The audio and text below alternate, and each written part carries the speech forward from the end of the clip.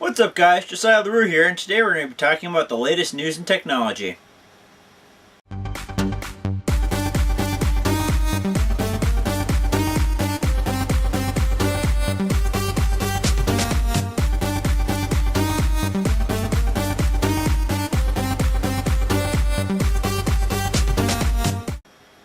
So in today's episode of Tech News, we're going to be talking about virtual reality, a new Microsoft app on the iPad, as well as HTC's new smartphone. So for those of you who didn't know, Facebook recently purchased Oculus VR, makers of the Oculus Rift. For those of you who don't know what virtual reality or Oculus is, virtual reality is allowing you to step into... For those of you who don't know what Oculus or virtual reality is, Oculus is just one of, but the main pioneer of virtual reality, or allowing you to step into a 3D world and experience something that you wouldn't get normally from just a flat screen monitor. In Oculus's version, it's a strap-on headset that looks like a big oversized pair of skiing goggles, but it projects a screen in front of you, and as you turn your head side to side or up to down, it responds with the corresponding image, so it looks like you're looking around in this own world of yours. It is particularly dynamic and immersive when you're in a video game, so instead of just looking and panning around on the screen with your mouse, you turn your head and it actually turns the whole world with you. Oculus has been very good at this, and the experience is very immersive, particularly combined with other sources that allow you to move your feet in order to actually move the control versus just moving your head. VR is very immersive, particularly when you're playing video games, but it's not the best for everyone, particularly people with vertigo or people who just find it very awkward to move your head instead of moving like your hand controllers. It can be particularly disorienting when you take the headset off and then become reacclimated with the real world. That being said, it's still a really cool technology. Oculus had originally started off as a Kickstarter and had some overwhelming support at the beginning. Hundreds of dev kits were handed out around round 1 and people were very impressed. Then at CES they demonstrated a version 2 which has just recently started shipping. So what brings Oculus to the news over this last week has been the fact that Facebook, the massive social networking site, has purchased them, a hardware company. This is a big departure for Facebook, as their last few acquisitions of companies have all been software based. So now the fact that they're actually purchasing a hardware base says a lot. It's also surprising for the people from Oculus because up until now they had claimed that they were just going to be an independent company developing something specifically for gamers and developers. But all that has changed when the last week Facebook and Oculus Rift owners publicly announced the merger. Facebook purchased Oculus VR for $400 million cash as well as 23.1 million Facebook common shares, which equal out to about a current market value of $1.6 billion, adding up to about a $200 billion total sale value. This is a lot of cash to sink into one company, but it offers a lot of promise for Facebook. Virtual reality is a thing of the future, particularly now that Facebook has purchased them. Before now, virtual reality had just been something kind of on the fringe that people like Oculus or some of the other developers had been thinking about. But now the fact that it is a company standing behind a huge corporation such as Facebook, virtual reality is going to happen. People will take notice of the fact that a company like Facebook, mainly just a software company, not really a hardware company, thinks that this is something that should happen. Now people will start providing their own competitive versions on the market, and virtual reality is going to happen. For things like Facebook, virtual reality is very cool because say you strap on the virtual reality goggles, you look at a friend's photos, you can just move your head around and you are experiencing their photos like a panorama in a whole new way you could not do on just a flat screen monitor on your desktop or even just on that small cell phone or iPad screen you have. With Facebook's funding, and strong developer team, along with all the money that they have, it allows Oculus to push forward a product that is going to be definitely something that the average person is going to want if done right. That being said, we don't want this to just be a Farmville accessory or whatever. Virtual reality is something that should be brought in its form closest to what Oculus was originally doing.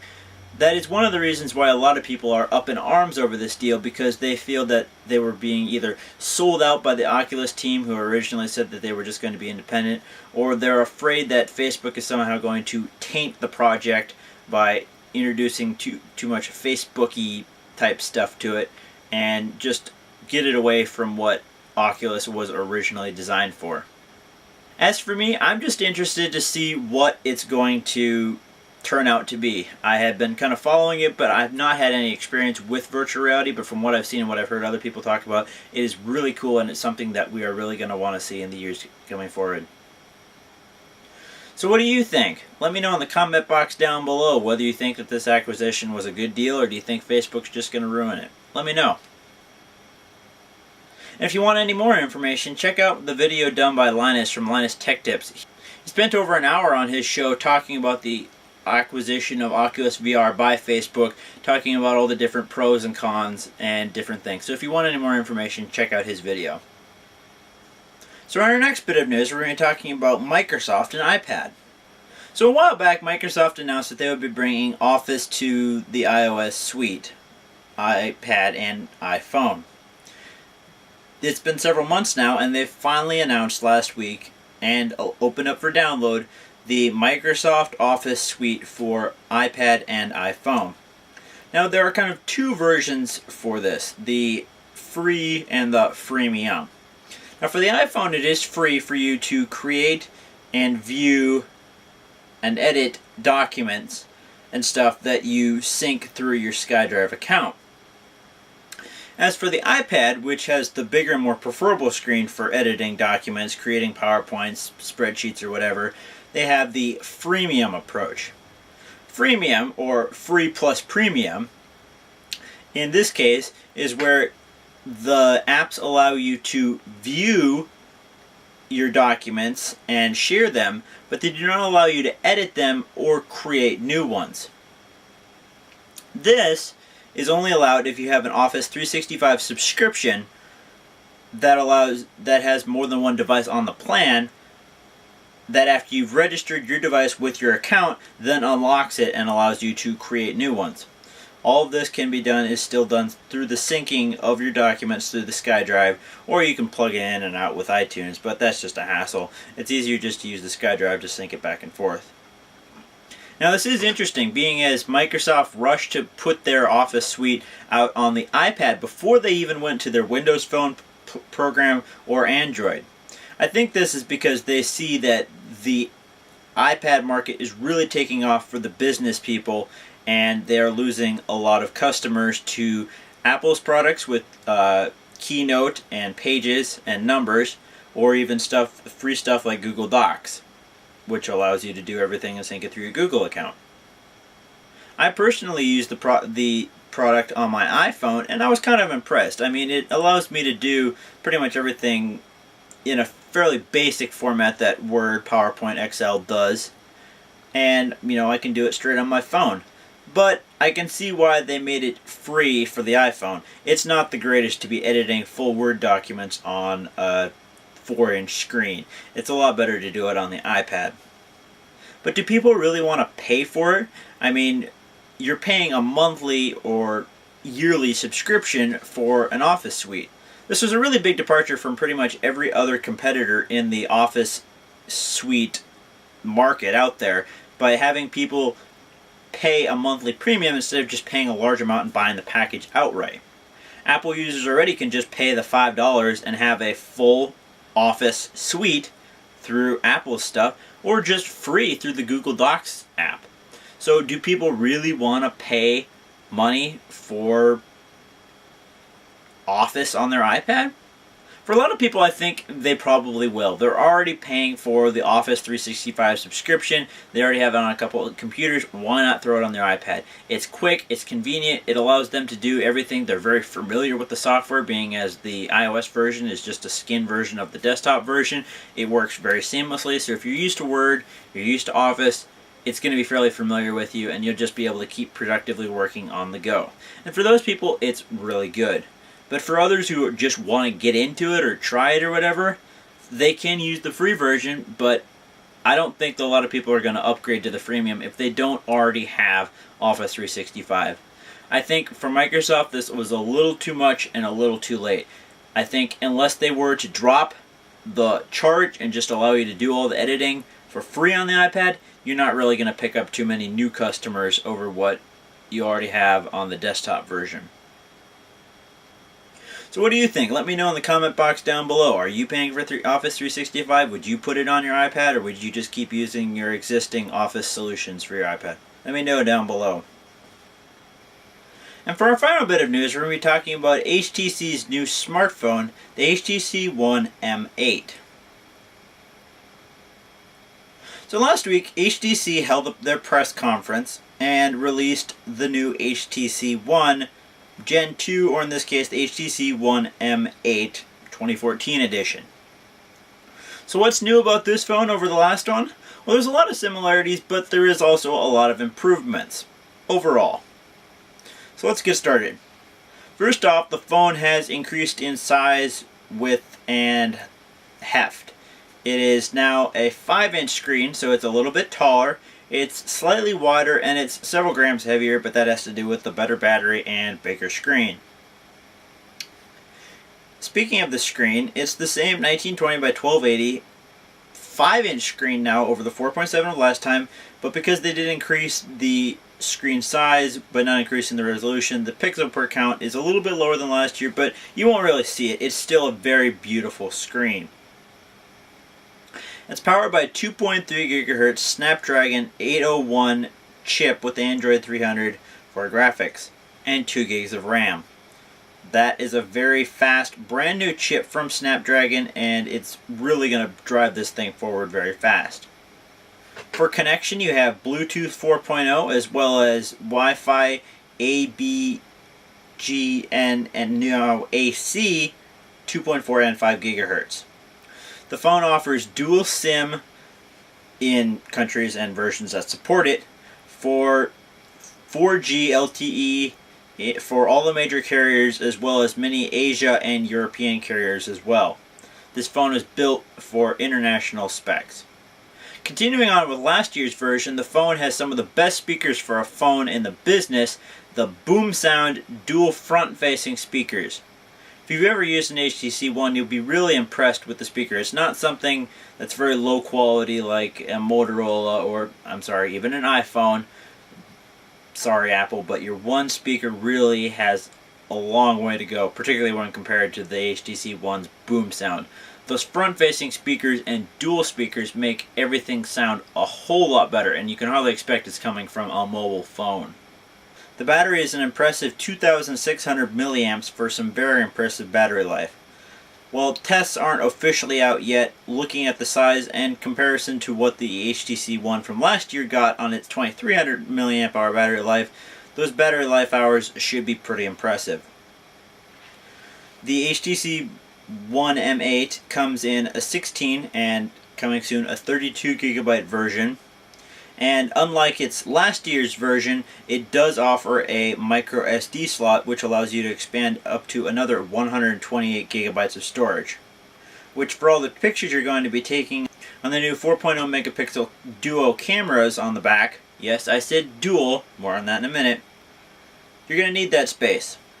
It also has a 1.3 megapixel front-facing camera for all those selfies or video chats that you want to do with friends or family. The phone is now running 4.4.1 KitKat with Sense 6.0. Now Sense 6.0 is a really big step forward. Yes, it is a skin over the Android KitKat, which is already a fairly impressive Android operating system with a lot of great changes from previous versions. But Sense 6.0 offers mainly the most important and innovating feature is the swipe down control panel, which brings you to your settings very quickly. It's not overbearing as some previous skins are or stuff from Samsung, but it's just easy and allows you to quickly get to your settings, and from a lot of reviews and other people I've seen, they really like this new update. So let's talk about those cameras. The HTC One has duo mode, where it has two actual cameras. It has the main 4 megapixel camera, which is very comparable to some of the higher end cameras despite it not being the highest megapixel. The pictures taken by this phone are very impressive. A new feature in this phone is it actually has another smaller, slightly less impressive megapixel, 3.0 I believe, megapixel camera as well. The cool feature about this is it allows you to take a picture and then change the focus, whether you want something in the background to show up sharper or you want something in the foreground to show up sharper. It allows you to change the perspective or the focus of any object in the photo after you've taken it. Because both sensors take the same picture at the same time, but then it is actually two images, and with HTC's onboard rendering software, it allows you to change focus in real time of what you want to focus on. However, as I've seen other people doing live tests on it, this is kind of going to be a little bit more of a gimmick than a really cool feature. The focus doesn't always work, and sometimes it can be more fuzzy or fairly indistinct of what you're actually trying to focus on in the background over anything just normal. But they said that they are going to be unlocking their API, so if developers could integrate this into their apps or just make a better, cleaner version of it for HTC, that'd be great. And that'd actually be a really cool feature that I might actually like seeing integrated on some of the other phones coming up in the future. So overall, HTC came up with a fairly good upgrade to their previous phone. It increased the screen size, it increased the battery life, gave it better Wi-Fi connections, more radio options for connecting on different cellular connections, finally a dual SIM built in, as well as a micro SD slot. That was a large complaint for a lot of people of not being able to expand. Haha, welcome to Apple, people. As well as an upgrade in the software and operating system, and the processor too was a nice upgrade. Overall, I think it's going to be a very impressive phone that will attract a lot of people, particularly previous HTC One users who want to upgrade. Some of the features that they quote may not be the best, but it's still a rock-solid phone running a rock-solid operating system, and a great update for any of you who like Android. Let me know in the comment box down below, would you buy the new HTC One? Yes? No? Any thoughts about it? Let me know. So yeah guys, those were the biggest stories in tech over the last week. I hope you enjoyed it. Let me know in the comment box down below what you thought about the episode. Would you buy the HTC One or the new Microsoft Office iPad app? And what do you think about Facebook buying Oculus? Are they going to ruin it, or are they actually going to provide a solid backing to an impressive company? Let me know in the comment box down below. So yeah guys, thanks for watching. Hit that like button down below, comment, subscribe, and I'll see you in the next one. Peace!